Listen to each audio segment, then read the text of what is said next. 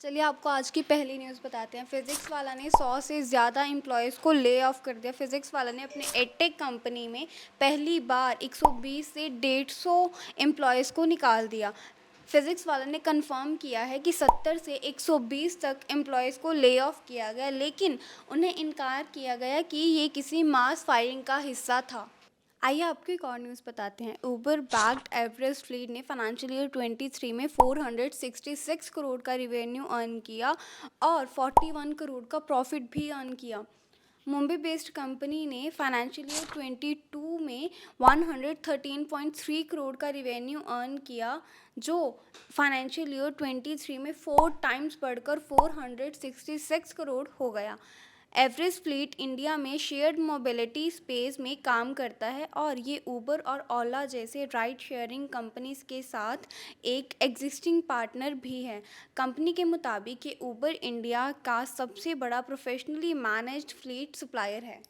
आइए आपको एक और न्यूज़ बताते हैं। पर्पल स्टाइल लैब्स ने सीरीज डी राउंड में $8 मिलियन रेज किए, जिसे लीड कर रहा था सांकेत प्रेखर।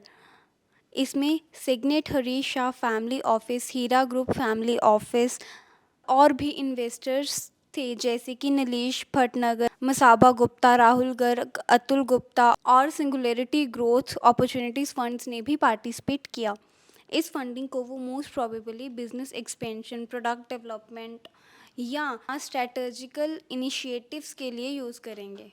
आइए आपको एक और न्यूज़ बताते हैं। Gurgaon based company happy curves ने इंडियन एंजल्स ओटीटी शो में 20 लाख रुपए रेस किए। इस फंडिंग में 2 स्टार्टअप फाउंडर्स कम एंजल इन्वेस्टर ने कंट्रीब्यूट किया है, रिकांत पिटे फ्रॉम एस माई ट्रिप और Aparna थाइग्रेजन from शोभितम।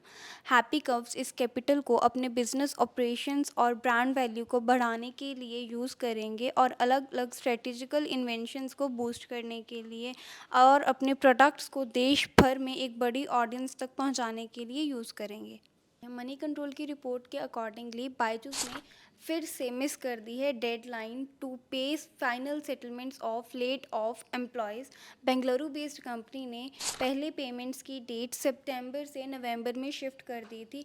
Byju's did not respond to Moneycontrol's queries at the time of publishing the story.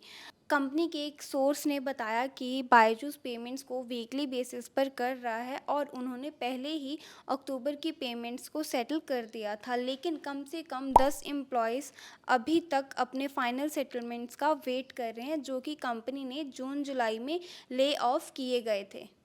आइए आपको आज की लास्ट न्यूज़ बताते हैं। सर्विफाई की इनकम फाइनेंशियल ईयर 23 में अप्रॉक्स 2 टाइम्स बढ़ गई।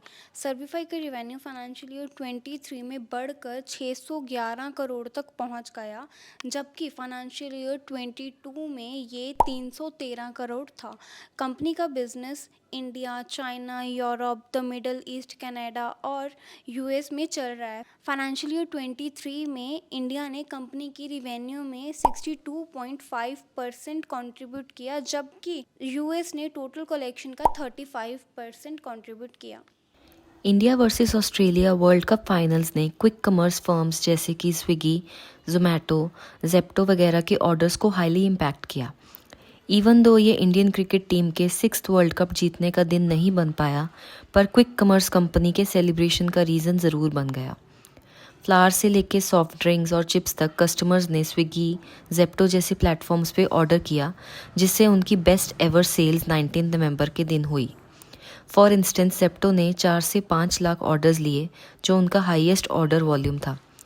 मंचीज़, बेवरेजेस, आइसक्रीम और बहुत सारे प्रोसेस फूड्स के लिए ऑर्डर 50 to 100% अप गए as compare to regular Sundays, even Diwali के दिन से भी ज़्यादा। जेप्टो ने एटलीस्ट 6 करोड़ की डेली सेल निकाली है इस दिन। जोमैटो के ब्लिंकिट ने कहा कि चिप्स के ऑर्डर जब इंडिया खेल रही थी तब सबसे हाईएस्ट थे। ब्लिंकिट पे चिप्स के ऑर्डर का हाईएस्ट रिकॉर्ड सेट हुआ। इंस्टामार्ट पे इंडियन जर्सीज़ का ऑर्डर पर मिनट भी पीक पे था। ऑल्दो कंपनीज़ ने ग्रॉसरी आइटम्स पे बहुत ह्यूज सर्च देखा, तो ऑर्डर्स भी ऑल टाइम हाई गए। स्विगी ने बताया कि ओवरऑल पिज़्ज़ा और बर्गर के मोस्ट ऑर्डर आइटम्स इस मैच डे पे रहे। जैसे जैसे मैच बढ़ता गया, कस्टमर्स ने बिरयानी, कचौरी और कबाब्स भी काफ़ी ऑर्डर किए। लीडिंग फिनटेक स्टार्टअप और ब्लूम वेंचर्स की पोर्टफोलियो कंपनी स्लाइसिट ने स्ट्राइड वेंचर्स में $9 मिलियन रेज किए। ब्लूम वेंचर्स ने अपनी ट्वीट में कहा कि उनको बेहद खुशी है स्लाइसिट को ऐसे बढ़ते हुए देख के। ये 2023 की फिनटेक यूनिकॉर्न की मेडन फंडिंग है। कंपनी ने एक स्पेशल रेजोल्यूशन में 7500 non convertible debentures 1 lakh rupees पर शेयर पे अलॉट करके 9 मिलियन रेज किए। ये regulatory filing registrar of companies में शो हुई है। कंपनीज़ के इशूड ये नॉन कन्वर्टेबल डिबेंचर्स का इंटरेस्ट रेट 14.25% पर एनम है। अलॉटमेंट का टेन्योर 15 मंथ्स डिसाइड हुआ है। एक और रेगुलेटरी फाइलिंग में शो हुआ है कि ये डेट अराउंड $35 मिलियन तक भी जा सकता है।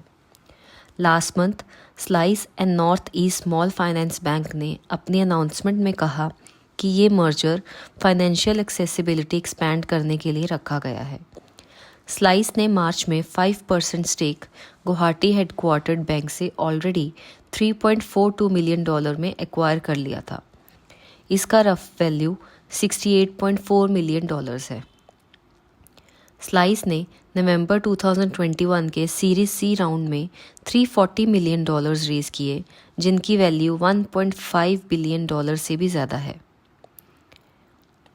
द क्रेडिबल के इंटेलिजेंस प्लेटफॉर्म के अकॉर्डिंग गुंजॉय कैपिटल इस कंपनी के लार्जेस्ट स्टेक होल्डर रहे, जिनका कंपनी में 14.84% का स्टेक है।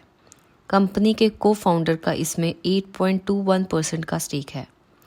इस फर्म ने अभी फाइनेंशियल ईयर 2023 में अपने नंबर्स कंफर्म नहीं किए, पर एंट्रैकर के रिसोर्सेज के अकॉर्डिंग इनका रेवेन्यू 3 गुना ज़्यादा हो चुका है, जो कि 870 करोड़ बनता है। 2022 फाइनेंशियल ईयर में इनका ऑपरेटिंग रेवेन्यू भी 4.18 टाइम्स बढ़कर 283 करोड़ हो गया, जो कि 2021 फाइनेंशियल ईयर में बस 67 करोड़ था। हालांकि 2022 में स्लाइस के लॉसेस भी 2.52 टाइम्स बढ़ के 253.67 करोड़ हुए।